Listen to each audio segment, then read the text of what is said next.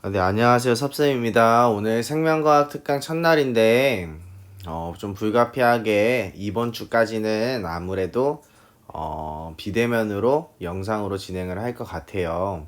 네. 그래서 오늘 첫날이고 하니, 차례 같이 보면서 선생님이랑 같이 내용 한번 보면은, 일단 총 몇 개의 단어로 나뉘냐면 5개의 단어로 나뉘어요. 1, 2, 3, 그 다음에 4, 5. 총 5개의 단어로 나뉘는데 여기서 학교 시험은 어떻게 좀 출제가 되느냐에 대해서 먼저 같이 선생님이랑 보면서 한번 얘기를 해보면 여기 2단원까지가 보통의 1학기 중간고사다라고 생각을 하시면 되고요. 그 다음에 여기 2단원 끝까지 여기가 1학기 기말고사다. 그 다음에 이제 여기 4단원 여기가 보통은 2학기 중간고사다. 그 다음에 생태계와 상호작용 여기가 2학기 기말고사다 라고 좀 생각을 하시면 되는데 학교마다 조금씩 달라요. 예를 들면은 1학기 기말고사가 항상성 유지까지만 한다든지 1학기 중간고사가 자극의 전달 조금이 들어간다라든지 혹은 2학기 중간고사에서 사람의 유전까지만 한다든지 혹은 2학기 중간 기말고사를 중간고사는 유전을 보고 기말고사 때는 중간 기말고사 범위를 누적으로 한다든지 요런 식이거든요. 예를 들면은 금호고등학교, 성동고등학교는 자극의 전달까지가 1학기 중간고사였고 그 다음에 2학기 중간고사는 금호고, 성동고, 도성고는 사람의 유전까지만 시험 범위였으며 그 다음에 덕성여고는 2학기 중간고사는 유전 그 다음에 2학기 중간, 2학기 기말고사 여기 범위 2개 다 합쳐서 2학기 기말고사 범위 누적으로 시험을 봤습니다. 네. 그러면 단원에 대해서 좀 얘기를 해드리면 1학기 중간고사 범위는요. 특히 여기 맨 첫 번째 단원 생명과학의 이해는 좀 많이 쉽다고 생각을 하시면 되고요. 좀 너무 쉬워서 우리 특강 때는 넘어갈 예정입니다. 네. 1학기 중간고사 때 중간고사 시험 대비 때 그때 배우셔도 충분하실 것 같아요. 혹시 여기가 좀 너무 필요하다고 여러분들께서 좀 말씀을 하시면 대면 수업이 진행되고 나서 이 부분 진도를 나가도록 하겠습니다. 그 다음에 사람의 물질 대사 여기는 좀 내용이 많아요. 내용이 많아서 조금 어려운 정도. 그 다음에 3단원 항상성과 몸의 주절에서 신경계가 하이라이트입니다. 문제가 어렵게 나오면 너무 어렵게 나와요. 너무 어렵게 나와요. 네. 결코 여러분들이 하나 좀 오해하시는 게 생명과학 혹은 지구과학은 그냥 암기가 많은 과목이다. 암기만 하면 된다. 라고 하시다가 큰 코 다칩니다. 여기 단원부터. 왜 그러냐? 지금 쉽게 생각하시면 돼요. 어쨌든 상대평가고 어쨌든 등수가 갈려야 되는데 그 암기 조금 했다 못했다로 등수를 가릴 수가 없어요. 그리고 플러스에서 생명과학 원은 수능에서 시험을 봐야 됩니다. 수능에서도 변별력 있게 시험 문제를 내겠죠. 근데 학교에서도 내신 대비가 그냥 교과서 위주 그냥 너무 쉽게만 했다가는 그 학생들이 생명과학 수능을 준비를 할 수가 없어요. 2학년 물리화학 생명과학 지구과학 공부는 내신 공부 자체가 그 수능 대비가 돼야 됩니다. 수능 대비가 돼야 되는데 학교에서 너무 쉽게 낸다.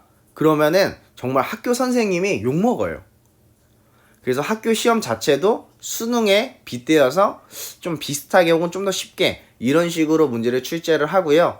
특히 여기 신경계 그 다음에 유전은 정말 미쳐요.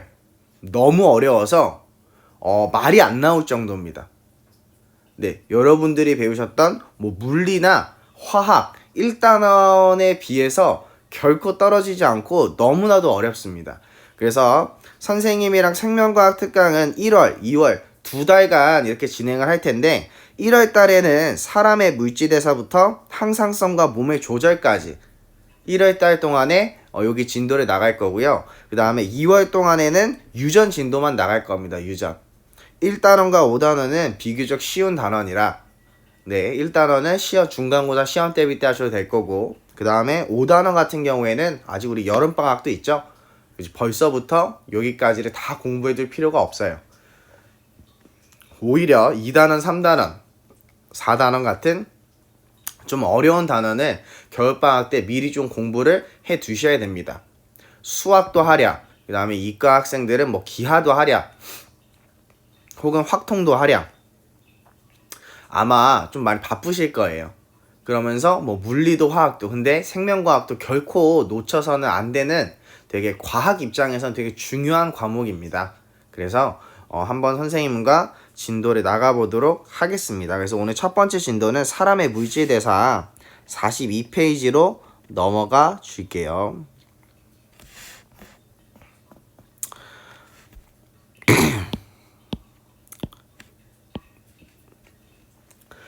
그래서 첫 번째 생명활동과 에너지에 대해서 진도를 나가면 우리가 통합과학 때 배웠던 내용, 그 다음에 중학교 때 배웠던 내용이 그냥 총정리 싹 해가지고 하나의 중단원으로 나온다고 생각을 하시면 돼요. 네, 조금 추가되는 내용도 있고요. 그러면 첫 번째로 물질대사라고 하는 걸 보면 생명체 내에서 일어나는 모든 화학 반응이다 라고 하는데, 이 물질대사의 특징을 같이 좀 보시면 반드시 에너지 출입이 함께 일어나며 반응이 단계적으로 일어나고요. 그 다음에 효소가 관여한다 라고 이렇게 얘기가 나와요. 그럼 여기서 우리가 알아둬야 되는 내용들은 뭐냐? 반드시 에너지 출입이 일어난다 라고 하는데 물질대사는 화학 반응입니다. 화학 반응이라고 하는 건요, 항상 에너지 출입이 있어요. 그래서 그 출입을 우리는 발열 반응, 열을 방출하면, 에너지를 방출하면 발열 반응, 그 다음 에너지를 흡수하면 흡열 반응, 이렇게 표현을 하고요. 반응이 단계적으로 일어난다. 왜? 우리 몸에서 일어나서 그래요. 몸에서. 그 다음에 효소, 생체 촉매가 관여를 하는데, 효소라고 하는 거는 주성분이 단백질로 구성이 되어 있고요. 단백질로 구성되어 있다 보니 열에 약합니다. 열에 약합니다. 그래서 체온 정도의 낮은 온도에서 반응이 일어난다고 하는데, 이거는 뭐 효소가 열에 약해서 그 온도에서 작용을 할 수 있기 때문에, 그 다음에 체온 정도는 온도가 낮기 때문에 반응이 일어나도록 도와주는 물질이 필요하죠. 이게 뭐다? 효소다 라고 생각을 해주시면 될 것 같고요. 물질대사라고 하는 건 크게 두 가지로 나뉘어요. 뭘로 나뉘냐? 동화작용. 동화작용은 작고 간단한 물질을 크고 복잡한 물질로, 이화작용은 반대로 크고 복잡한 물질을 작고 간단한 물질로 해서 우리가 뭐라고 써주면 좋냐면, 얘는 저분자를 고분자로 만드는 합성 반응이고요.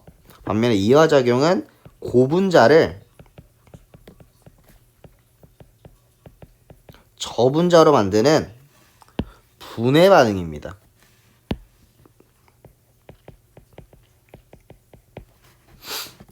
그래서 그거에 대한 예시가 나오는데, 물질 변화 여기 있는 그림은 그렇게 중요하진 않고요. 그림을 보면 여러분들이 이해가 가요.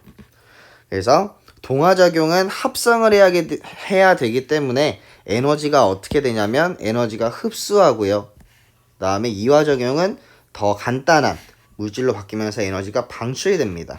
그래서 에너지 그래프 이렇게 통합과학에도 많이 봤었죠. 그 다음에 이용을 보면 예시가 동화작용은 단백질을 합성한다. 그 다음 DNA를 합성한다. 광합성한다. 이름에도 합성이 있네요. 그 다음에 이화작용에는 세포호흡, 그다음에 녹말의 소화 이런 식으로 나와 있는데 여기에서 광합성과 세포호흡은 서로 반대되는 작용이며 화학 반응식 정도는 알고 계셔야 됩니다. 그래서 좀 쓰고 넘어가면 광합성은 CO2와 물이 만나서 포도당과 산소가 만들어지고 6616이며 세포호흡은 거꾸로 포도당이 산소와 반응해서 이산화탄소와 물을 만들며 1666이죠. 그래서 여기서 비교적 그 고분자 복잡한 물질은 뭐냐면 여기 포도당이 비교적 복잡한 물질이 될 것이다 라는 걸 알고 계시면 될 것 같아요.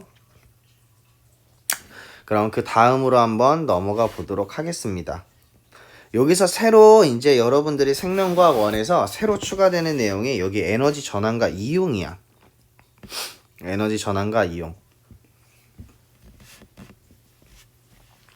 여기서 우린 뭘 생각하면 되냐면 우리 생명체는 여기 나와 있는 것처럼 세포호흡으로 에너지를 얻어요.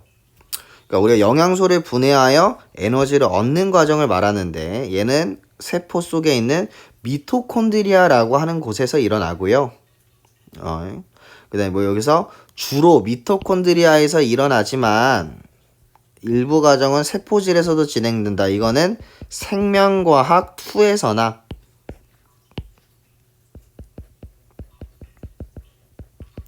자세하게 다루는 내용이기 때문에 겸사겸사해서 알아두시면 돼요. 그냥 세포호흡이라고 하는 건 일부는 세포질에서 그 다음에 주로 미토콘드리아에서 일어나는구나 라고 보시면 되는데 우리는 밥을 하루 3끼 먹죠. 그리고 우리는 에너지를 씁니다. 맨 밑에 이렇게 좀 한번 보시면 근육운동, 기계적 에너지, 체온유지, 정신활동, 그 다음 생장, 발성 등등 우리가 살면서 생활하는 모든 에너지는 세포호흡에서 나오는데 나는 밥을 아침, 점심, 저녁을 먹어요. 사실 선생님은 보통 주말이나 이럴 땐 하루에 한 끼 먹습니다. 그럼 밥은 한 끼를 먹는데 나는 24시간 동안 숨도 쉬어야 되고 움직여야 되고 잘 때도 막 뒤척여야 되고 뭐 코도 골아야 되고 뭐 등등등 24시간 동안 선생님은 에너지를 쓰거든요. 그러면 어떻게 생각을 하면 되냐면 내가 뭔가 지금 말을 해야 돼. 내가 말을 해야 되니까 에너지가 필요해. 그럼 내가 지금 말을 해야 되니까 에너지가 필요하니까 세포호흡을 해야겠다. 이렇게 생각을 하는 게 아니라 우리 몸은요 좀 지능적으로 생각을 합니다. 내가 돈을 하루 벌어 하루 쓰는 게 아니라 내가 내일 살기 위해서 오늘 하루 돈을 버는 게 아니라 하루 돈을 벌어서 하루 사는 게 아니라 내가 돈을 벌어서 미리미리 모아두면 되잖아. 은행에 저축해두면 되잖아요. 그쵸? 그 다음 내가 필요할 때마다 꺼내 쓰면 되죠. 카드에 넣어놨다가 필요할 때마다 결제를 하면 되죠. 그래서 나는 미토콘드리아에서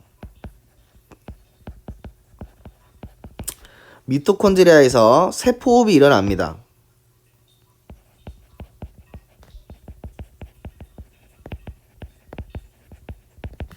그럼 포도당 한 분자를 산소와 반응시켜서 이산화탄소와 물로 만들어져요. 이거 동화작용, 이화작용? 얘는 당연히 이화작용일 거고 이화작용은 열을 방출해 흡수해 방출하는 발열 반응이에요. 근데 우리가 물리 하시는 친구들은 연력학 제2법칙에서 배우겠지만 여기서 이 만들어지는 열 에너지라고 하는 애는요 놔두면요 그냥 빠져나가요. 버려집니다. 그냥 선생님 몸 밖으로 나가요. 얘는 버려지는 에너지예요. 내가 사용하는 거 빼고는.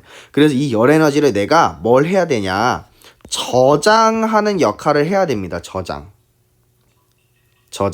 그 저장을 어떻게 하냐면요, 이때 플러스 해서 열 에너지가 나오는데 이 열 에너지의 대부분은 어디에 쓰이냐면 체온을 유지하는 데 쓰여요. 이게 몇 퍼센트 정도냐면 60% 정도. 약 60% 정도. 그럼 40%는 어디로 가냐? 에너지를 저장을 해야겠지. 그치? 그래서 어디로 가느냐 해서 봤더니 이 에너지를 ADP라고 하는 애를 ATP라고 하는 애로 바꾸더라. 그러면 ADP라고 하는 애를 ATP로 바꿀 때 얘가 열을 지금 보니까 몇 퍼센트 열이냐면 여기 40% 정도의 에너지죠. 에너지 40% 정도 에너지를 얘가 흡수해서 ATP가 됐으니까 이거 무슨 작용이야? ADP가 ATP가 되는 과정은 흡수하니까 동화작용이죠. 해서 나는 몸에다가 어떻게 해두는 거냐면은 ATP라고 하는 형태로 에너지를 저장해 두는 거예요. 저장을 했다가 내가 뭔가 필요하면, 내가 에너지가 필요하면 여기 저장돼 있던 ATP라고 하는 애를 다시 뭘로 바꿔주냐? ADP라고 하는 애로 바꿔주면서 ADP가 ATP가 될 때는 열을 흡수했잖아? 근데 반면에 ATP가 다시 ADP가 될 때는 열을 방출하겠죠. 이화작용. 그럼 이때 다시 에너지가 나오니까 이 에너지를 우리 생명체는 사용하더라. 뭐 여기까지 무슨 말인지 알겠니? 내 에너지를 저장해뒀다가 내가 필요할 때 사용하더라. 여기서 여러분들이 가장 좀 많이 헷갈려하는 건 뭐냐면요. 여기 세포호흡이라고 하는 건 바뀌잖아요. 이화작용입니다. 그럼 우리는 그 이화작용을 해서 만들어진 열 에너지를 대부분은 체온을 유지하는 데 쓰지만 나머지 40% 정도를 ADP를 ATP로 바꾸면서 무슨 작용이 일어나더라? 동화작용도 함께 일어나더라. 세포호흡은 이화작용이지만 내가 그걸 저장하기 위해서는 동화작용이 일어나더라. 여기까지 뭔 말인지 알겠니? 그럼 ADP와 ATP라고 하는 애가 어떤 애인지 한번 봅시다. 그래서 밑으로 내려가서 한번 보면요. ATP라고 하는 애는 생명활동에 직접 사용되는 에너지 저장 물질이다. 그래서 ATP라고 하는 애들을 보면 얘는 아데노신의 3개의 인산기가 결합된 구조이며 인산기와 인산기 사이의 결합에는 많은 에너지가 저장되어 있다라고 나와요. 그럼 뭐냐? 아데노신은 아데닌과 리보스라고 하는 애인데 우리 이거 배웠어요. 뭐라고 배웠냐면 아데닌은요. 우리 얘는 DNA를 구성하는 염기죠. A라고 했지. 근데 DNA뿐만 아니라 플러스 RNA도 구성을 하죠. 그 다음에 리보스라고 하는 애는 RNA를 구성하는 5탄당이었어요. 탄소가 5개인 당. 그 얘네가 2개가 붙어있는 여기 형태를 보고 아데닌과 리보스까지 있는 걸 보고 우린 뭐라 부르냐면 아데노신이라고 부르고 리보스에 아데닌에 아니에요. 리보스에 뭐가 붙어 있냐면 3개의 인산이 붙어 있는데 이때 이 인산과 인산 사이를 보고 우리는 고에너지 인산결합이라고 한다. 그래서 물결로 이렇게 표현을 하는 경우도 있습니다. 우리는 이걸 보고 ATP라고 하고요. 그럼 여기에서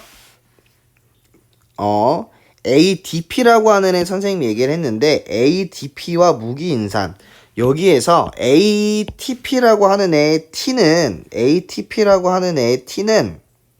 트라이 즉 3개라는 뜻이고 3개의 인산기가 있다. 근데 ADP는요. D가 다이 해서 얘는 2개라고 하는 뜻이에요. 그러니까 인산기가 3개 있냐 2개 있냐에 따라서 ATP냐 ADP가 결정이 되는 거고 여기에서 요 오른쪽 밑에 있는 여기 ATP의 분해와 합성에 대한 그림을 보면 다시 저 맨 위에 했던 거를 이어서 한번 해볼게요. 똑같이 세포호흡이 일어나서 만들어진 에너지의 60%는 체온 유지에 쓰이고 나머지 40%의 에너지를 어디로 가는 거야? 여기로 전달을 해주는 거야. 그럼 어떻게 되냐? 여기에 있던 ADP하고요. 플러스 무기인산이 뭐가? 에너지를 흡수하면서 이게 뭐야? 여기에 말한 40%의 에너지를 흡수해서 ATP가 되는 거야. 무슨 작용? 동화작용. 그 다음에 내가 나중에 에너지를 써야 돼. 그러면 ATP가 다시 뭘로? ADP로 되면서 결합이 끊어지게 되는 거죠. 그럼 다시 우리 합성이 일어날 때는 이때는 흡열 반응, 에너지를 흡수하는 반응, 흡열 반응이라고 했고 이거를 동화작용이라고 했으며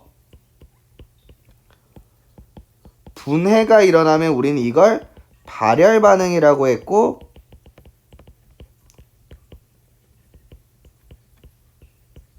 이화작용이다. 여기까지. 이제 밑줄 한번 더 치면요. 에너지 전환과 이용해서 세포호흡에 의해 포도당의 화학에너지는 ATP의 화학에너지로 전환되고 화학에너지가 화학에너지로 바뀌는 거야. 그 다음에 ATP의 화학에너지가 여러가지의 에너지의 형태로 전환되어 이용된다 라고 하는 거예요. 그래서 여기 보니까 뭐 근육운동 말 그대로 움직이는 거는 우리 기계적 에너지, 얘가 역학적 에너지입니다. 역학적 에너지. 다음 체온 유지의 열 에너지, 그 다음 정신활동의 화학 에너지, 그 다음 생장의 뭐 화학 에너지, 발성의 기계적 에너지, 뭐 소리 에너지에도 상관은 없고요. 여기 ATP가 나오는 이 과정이 여러분들이 생명과학을 처음 입문하시면서 나오는 아마 가장 좀 어려운 얘기가 아닐까. 근데 그렇게 좀 어려운 얘기는 아니고요. 또 막상 근데 문제를 풀다 보면은 아마 조금 헷갈릴 수는 있어요. 그러면 그 다음으로 넘어가 보면 그래서 효모의 이산화탄소 방출량 비교하기 이렇게 해서 나와 있는데 여기선 여러분들이 좀 이 실험에서 알아야 되는 것과 그 다음 추가적인 심화 내용까지 선생님이 좀 얘기를 해주겠습니다. 그럼 일단 보면요. 효모의 이산화탄소 방출량을 비교를 할 건데 여기엔 다 효모를 10g을 넣어줘요. 10g을 넣어줘요. 그 다음에 여기에서 증류수 15ml 하나는 발효관의 증류수 15ml 발효관 2에는 음료수 15ml 얘도 음료수 B, 음료수 C, 음료수 D 이렇게 나와 있죠 지금. 그쵸? 그럼 여기에서 뭘 봐야 되냐? 효모라고 하는 애는 균류에 속하는 단세포 생물이며 빵이나 술을 만들 때 이용한다라고 나와 있는데 그냥 쉽게 접근하세요. 얘도 하나의 생물입니다. 결국. 그럼 생물이니까 뭘 할 거냐면 세포 호흡을 하겠죠. 그럼 세포 호흡한 결과 뭐가 만들어질 거냐면 이산화탄소를 만들어내겠죠. 그래서 실험을 봤더니 여기 맹관부가 여기 위의 지점인데 여기에서 발생한 기체 부피가 1에는 거의 없고 그 다음에 2, 3, 4, 5 이렇게 발생한 기체의 부피가 나와 있는데 일단 여기에서 실험 과정에 대해서 한번 보면 발효간 30에서 35도씨로 맞춘 항온 수조에 넣은 까닭 왜? 세포의 잘 일어나게 하기 위해서 왜? 물질 대사는 체온 정도의 온도에서 잘 일어나니까 라고 좀 보시면 되고요. 여기서 하나 더 발생한 기체가 이산화탄소임을 확인하는 방법 이렇게 나와 있는데 여기에서 5%의 수산화 칼륨 수용액을 15ml 넣으면 기체의 부피가 감소한다. 그쵸? 그럼 왜 그러냐? 여기서 발생한 기체는 이산화탄소고 얘는 산성이죠. 산성. 네, 여기에 5%의 수산화 칼륨을 넣으면 얘는 무슨 성이야? 염기성입니다. 그 염기성과 산성이 만나면 뭐가 돼? 중화 반응이 일어나겠죠? 그러면 이제 이산화탄소가 줄어들 거예요. 이산화탄소가 줄어들 겁니다. 네. 줄어들 거기 때문에 여기서 여기 생성된 기체가 이산화탄소라는 거 우리가 확인할 수가 있는 거고 근데 여기 이 실험의 결과에서는 어떻게 좀 알 수 있냐면 결국에 여기 발효관 2에 넣은 즉 음료수 A에 뭐가 제일 많더라? 포도당이 제일 많았구나 라고 알 수가 있는 거예요. 그러면서 이제 우리가 추가적으로 알 수 있는 개념들을 선생님이랑 같이 한번 봐보면 그 오른쪽에 나와 있는데 효모는 산소가 있을 때는 산소를 통해 세포호흡을 하고 포도당을 물과 이산화탄소로 분해한다. 근데 반면에 산소가 없을 때 이거 뭔 개소린가 싶을 수 있는데 산소가 없을 때 포도당을 에탄올과 이산화탄소로 분해하는데 이를 알코올 발효라고 한다. 효모는 처음에는 산소를 이용해 세포호흡을 하다가 산소가 다 소모되면 알코올 발효를 한다라고 나오는데 이거는 여러분들이 알고 계시면 좋은 개념. 호흡은요 2가지가 있어요. 첫 번째가 산소 호흡이 있고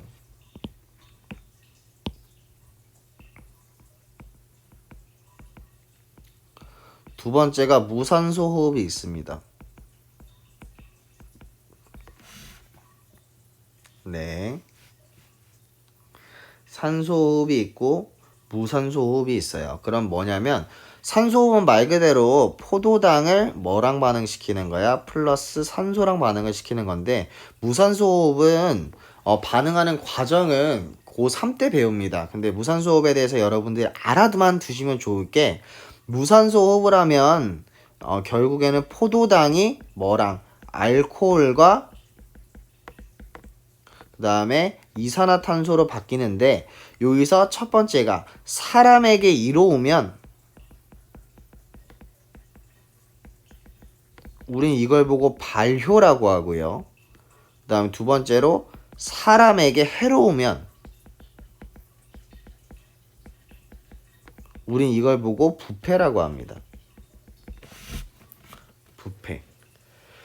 사람도 무산소 호흡을 해요. 무산소 호흡을 하고 뭐 효모뿐만 아니라 사람도 하고 뭐 다른 것도 엄청 여러 생물들이 무산소 호흡을 해요. 예를 들면은 그 사람이 우리가 그 요즘은 오래 달리기를 좀 안 하고 하던데 그 막 왔다 갔다 하는 거 있잖아. 그런 거와 비슷하게 운동을 너무나도 오래 했어. 운동을 너무나도 오래 하면요 사람이 어떻게 하냐면 헉헉댑니다. 그럼 헉헉대는 이유가 뭐냐? 그 이유는 내가 산소가 부족하니까 숨을 가쁘게 쉬는 거야.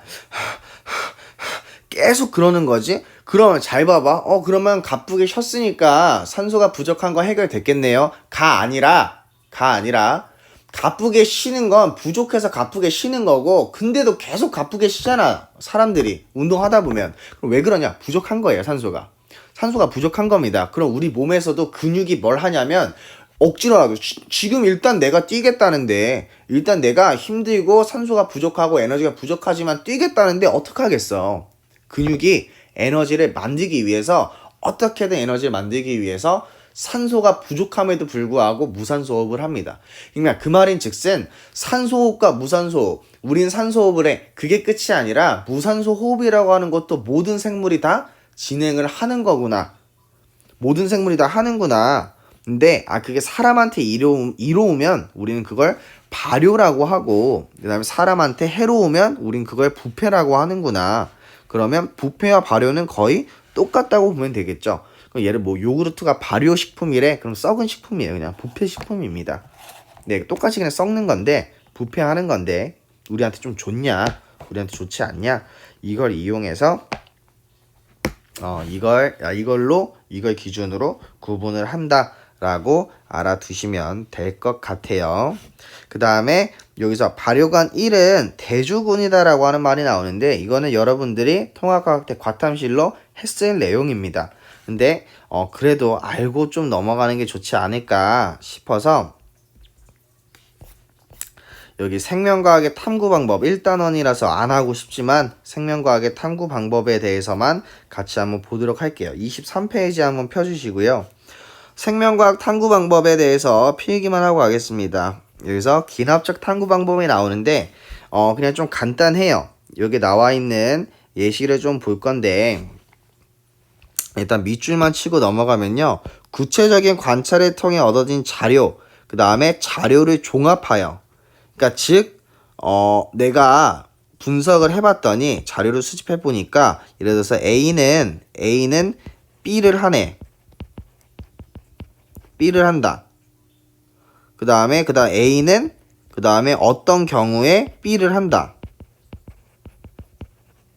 등등등.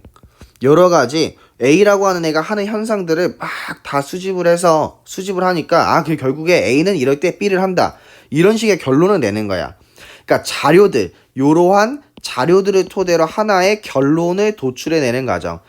이렇고 이러니까 결국에 이런 거야. 그럼 이걸 예시로 한번 들어가서 보면요. 선생님이 좀 설명을 진짜 좀 너무 못한 것 같아. 그래서 설명을 보면 가젤 영양. 얘는 그냥 쉽게 고라니 같은 사슴 같은 어떤 그런 생물이라고 생각을 하시면 되고요. 엉덩이를 치켜뜨는 띠뛰기 운동을 하는 것을 관찰하였다. 위에가 갑자기 왜 밑줄이 쳐졌을까? 지우고 싶다. 엉덩이를 치켜드는, 엉덩이를 막 이렇게 한 거야. 그래서 얘가 왜 갑자기 엉덩이를 위로 치켜들었을까? 그냥 앞으로 가면 되는데 엉덩이를 위로 이렇게 띄용띄용 하면서 뛰어간 거겠지? 그래서 관찰을 했대요. 그랬더니 과젤 영양은 치타 같은 포식자가 주변에 나타날 때마다 엉덩이를 치켜뜨는 띠뛰기 운동을 하더라. 그래서 결론은 과젤 영양은 포식자가 주변에 나타나면 엉덩이를 치켜뜨는 띠뛰기 행동을 한다 라고 결론을 내린 거죠. 여러 가지 자연 현상들, 그다음 자료들을 조사해서 결론을 내는 과정입니다. 귀납적 탐구 방법 별거 아니죠. 그래서 여러분들은 여기 귀납적 탐구 방법은 그렇게 어렵지 않고 탐구 방법 이름 정도, 그 다음에 이런 예시가 나왔을 때 얘가 귀납적 탐구 방법이라는 것만 아시면 되는데 우리가 중요한 건 연역적 탐구 방법이에요. 실험 문제가 나오면 얘 내용이랑 같이 나옵니다. 그럼 어떻게 나오냐면 얘의 귀납적 탐구 방법과 가장 큰 차이점은 뭐냐면 가설을 설정한다는 거야. 가설. 그래서 가설이 옳으냐 옳지 않느냐를 나타내는 겁니다. 가설을 설정해서 24페이지로 와서 여러 가지가 이렇게 막 나와요. 그럼 뭐가 있냐? 실험군은요. 내가 실험을 하기 위해서 변화시킨 집단. 그러니까 내가 알고 싶은 거, 내가 어떠한 가설을 증명하기 위해서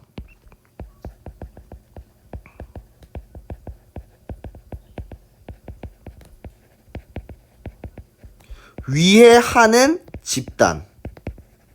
위해하는 좀 이상한데 가설을 증명하기 위해 만든 하나의 집단을 보고 우린 실험군이라 하고 그 다음에 그럼 그게 진짜 맞는지 비교하기 위해서 변화시키지 않은 집단을 보고 대조군이라 합니다. 이런 걸 보고 두 개를 비교할 거기 때문에 우린 대조실험이라 그래요. 그럼 변인이라고 하는 게 나오는데 변인이라고 하는 건 뭐냐면 변화 요인, 그러니까 실험에 관계되는 요인이에요.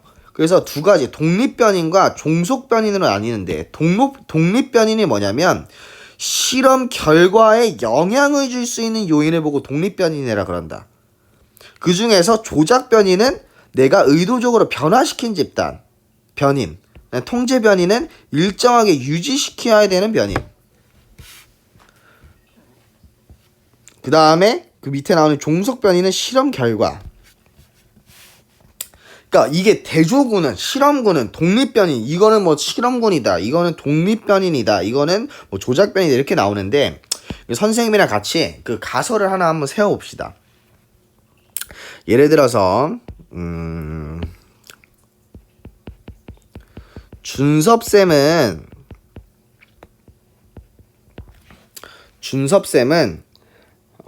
예를 들어서 어떤 예를 들어볼까? 키가 작아서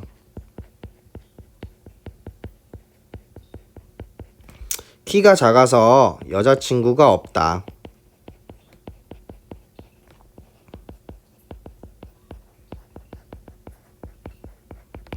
라는 가설을 선생님이 세웠습니다.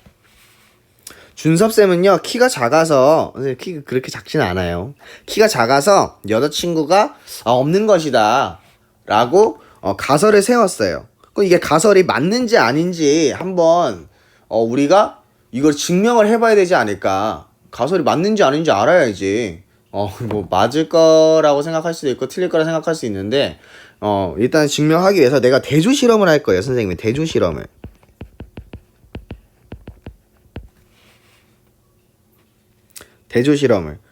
그러면 키가 작아서 여자친구가 없을 것이다.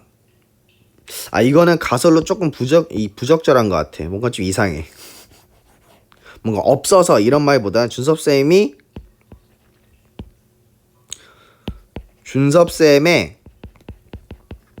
키가 180이 넘었다면 여자친구가 있었을 것이다.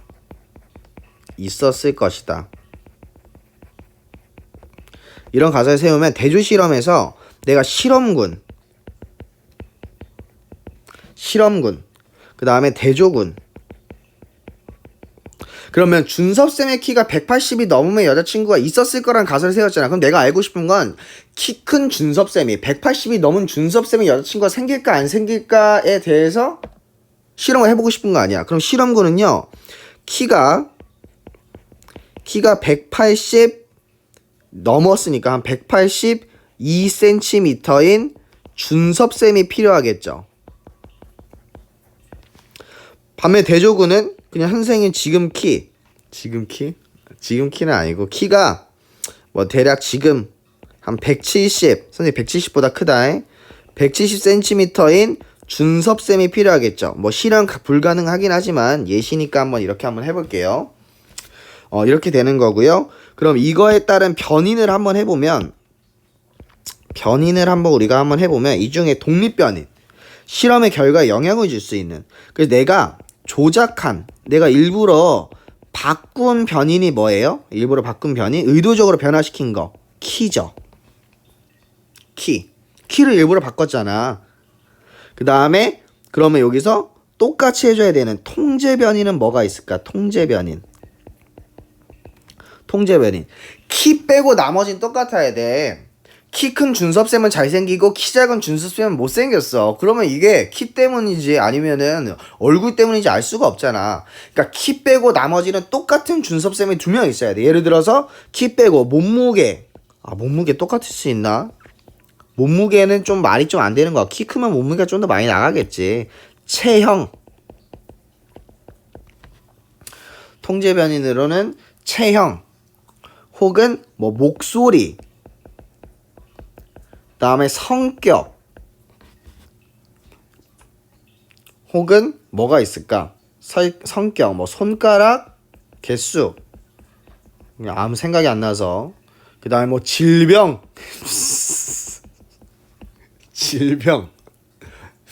뭐 이런 것들 등등등. 선생님 지금 막 썼는데 키 빼고 나머지는 싹 다 똑같아야 됩니다. 그게 통제 변인이에요. 그 다음 종속 변인으로 가면 결국에 내가 알고 싶어하는 실험 결과는 뭐야? 여자친구가 생기냐 안 생기냐, 여자친구가 생기는지 안 생기는지, 이게 알고 싶겠지? 이렇게 해서 종속 변인이 되더라. 그렇게 해서 결론에 도출해 나간다라고 하는 거예요. 그 밑에 있는 내용은 여러분들 한번 예시니까 읽어보셔도 되고요. 이 실험의 결과는 진짜 진행이 될 수는 없겠지만 실험 결과는 여러분들의 상상에 맡기는 걸로. 그래서 아까 다시 거기 본문 우리가 배웠던 대로 넘어와서 보면요. 몇 쪽이더라? 44페이지. 그래서 발효관 1은 대조군이다. 요 말 하다가 이제 시작한 거잖아. 요 말 하다가. 그러니까 내가 알고 싶은 거는 효모의 이산화탄소 배출량을 비교를 하고 싶었던 거니까 여기에서 가설 이런 거에 떠나서 실험군은 2에서 5. 다른 색깔로 한번 해보자. 초록 색깔로 표시해 볼게요. 2에서 5까지가 내가 실험군이 되겠죠. 여기 안에 들어있는 포도당 혹은 영양소로 이산화탄소가 방출될 것이다. 그 다음에 포도당이 더 많은 배양액 좀 이상 음료수에 가장 많은 이산화탄소가 방출될 것이다 라고 이렇게 실험군을 한 거고, 얘가 뭐가 되는 거야? 대조군이 되는 거죠. 대조군이 되는 거고, 여기에서의 그러면 나머지 애들도 한번 다 써볼게요. 나머지 애들 이 실험에서의 조작 변이는 뭐가 되느냐? 조작 변이는 음료수 종류죠. 음료수 종류이며 이 안에 들어있는 포도당의 양이라고 생각을 하면 될 것 같아요. 다 다르겠습니다. 그 다음에 통제 변이는 그냥 쉽게 생각하면은 이거 음료수 종류 빼고 싹 다 온도라든지 혹은 용액의 부피라든지 효모의 양, 습도 등등등 너무나도 많으니까. 그 다음에 여기서의 종속 변이는 뭐예요? 방출된 생성된 이산화탄소의 양이 종속 변인이 될 겁니다. 네, 일단 이번 영상은 여기 내용까지만 일단 마무리하도록 할게요.